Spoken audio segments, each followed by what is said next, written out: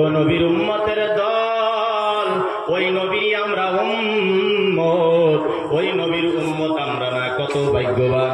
হযরত আমিনা বর্ণনা করতেছেন, ওই দিনই যখন সন্ধ্যাবেলা হয়ে গেল,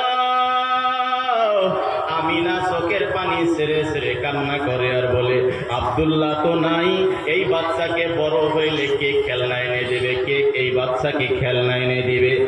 আমিনা কান্না করে, ওইদিকে আবু তালিব দৌড়ায় আসে আর বলে, কান্না করো কেন, কেন কান্না করো?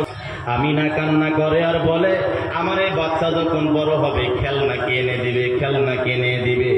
আমিনার কানে কানে কে যেন বলে যে, ও আমিনা সবুর করো, সবুর করো, সন্ধ্যা হইতে দাও। যখন সন্ধ্যা হয়ে গেল, 12-13 ঘন্টার বাচ্চা যখন ওই খাটের মধ্যে শুয়ে দিয়েছিল বাহিরে, ওই যে দরজার সামনে 4 পায়ের মধ্যে বাচ্চাকে যখন সন্ধ্যাবেলায় রেখে দিয়েছিলেন, ওই আসমান থেকে চাঁদ দ্রুত গতিতে নেমে এলো। কে যেন আমিনাকে বলে, ও আমিনা,